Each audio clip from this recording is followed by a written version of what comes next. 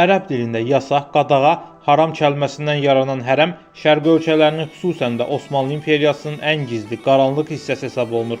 Hərəm yüzillər boyu hər zaman insanların maraq dairəsində olub, hərəmlər haqqında çoxsaylı kitablar yazılıb, filmlər çəkilib. Hərəmə hərəmbaşıdan icazəsiz girməyin və çıxmağın cəzası ölüm idi. Hərəm ancaq qadınlardan ibarət olub, onların sayı 400-800 arasında dəyişib. Qadınların hərəmə qəbul olunmasının bir neçə üsulu vardı. Müharibələrdə əsir alınan, həm gözəlliyi, həm də sağlamlığı ilə diqqət çəkən, şahzadə doğma ehtimalları çox olan, xəstəliksiz qızlar, qadınlar hərəmə qəbul olunublar. Fəth olunan şəhərlərdə qələbə qazanan ordunun əsgərlərinə qarşı müqavimət göstərilərdisə, əsgərlərə həmin şəhəri talamaq haqqı verilirdi. Misal üçün, Fatih Sultan Məhməd İstanbulu fəth etdiyi zaman əsgərlərinə 3 gün talan haqqı vermişdi. Talan zamanı qadınlar kölə olunaraq əsir götürülür, sonradan qul bazarında satılırdılar. Qadınların ən gözəlləri isə sultanların hərəminə göndərilirdi. Hərəmə qadın gətirilməsinin başqa bir yolu isə dünyanın müxtəlif ölkələrindəki kölə bazarlarında qadınların satın alınması idi. İstanbulda 1847-ci ilə qədər fəaliyyət göstərən bu bazar beynəlxalq bazar hesab olunaraq bir çox qadın, kişi, uşaq kölə satışında aktiv olduğu üçün bütün Avropada məşhur idi. Hərəmə qadın gətirməyin üçüncü yolu isə quldurlar vasitəsilə mümkün idi. Osmanlı quldurları Ağdəniz və Qaradəniz körfəzlərinə ani basqınlar edir, bir çox qadını əsir götürərək kölə ticarətindən çoxlu pul qazanırdılar.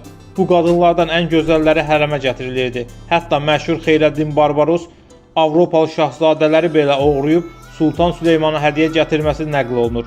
Hərəmə alınan bu qadınlara cariyə deyilirdi. Cariyə İslam dinində kölə qadın mənasını verir və Quranda da onlar haqqında bir neçə surədə bəhs olunur. Saraya girən qadınlar isə bir sıra dərslərdən keçməli idi.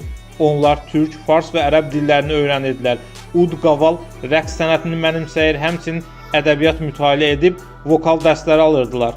Bu dərsləri yaxşı mənimsəyən qadınlar usta səviyyəsinə qədər yüksəlirdilər. Onlar həm də hərəmdə iyerarxiya quruluşunun bir parçası hesab olunurdular. Alt səviyyədəki qadınlar üst səviyyədəkilərin dinləmək məcburiyyətində idilər.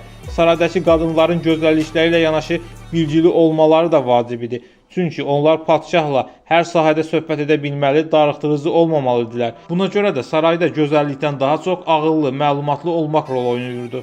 Ən üst səviyyədə padşahların anası hesab olunan Haseki Sultan, ikinci səviyyədə padşahlara oğul uşağı doğan qadınlar, üçüncü yerdə isə padşahlardan qız doğan qadınlar idi.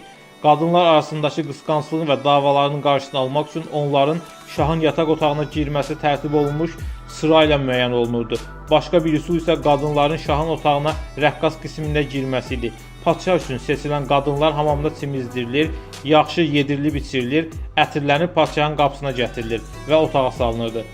Sabah namazına qalxan padşah cariyəyə məmnuniyyətinə görə pul, ləl-cəvahirət və libas verirdi. Həmin gecə padşahın bəyənmədiyi, itaət göstərmədiyi və ya övladı olmayan cariyə başqa biri ilə evləndirilir ya da qulluqçuluğa göndərilirdi. Padşahın məmnun qaldığı qadınlar isə birinci, ikinci və üçüncü yerlərə sıralanıb mövqeylərinə görə maaş alırdılar. Qadınlar nəzakət qaydalarına mütləq nəzarət etməlidirlər. Hərəmə nəzarət edənlər yaşlı qadınlar, qara dərili kölələr və xədim ağalar idi. Xədim ağalar uşaq yaşda kölə kimi alınaraq uşaq yaşdan xədim edilib saraya gətirirdilər. Onlar sarayın ən strateji məqamlarını nəzarət edirdilər. Hərəm ağalarının sonuncusu Xeyrəddin ağa 1976-cı ildə 110 yaşında vəfat edib. Hərəm qadınları padşahın özəl mülkiyyəti hesab olunduğu üçün onların saraydan çıxması ciddi nəzarətlə təşkil olunurdu. Onlar hərəm ağaları ilə birgə adətən böyük qruplar halında gəzməyə çıxırdılar. Hərəm qadınları adətən rahat və bəzəkli geyinirdilər. Onların geyimində dekolte paltarlar dəbdə olub. 19-cu əsrdə Dolmabahçə sarayında məskunlaşan saray əhlinin hərəmi də təbii olaraq orada məskunlaşıb. Sarayın quruluşu etibarilə dəyişməsi nəticəsində hərəm qadınlarının da padşah üzərindəki təsir gücü tədricən azalmağa başlayıb.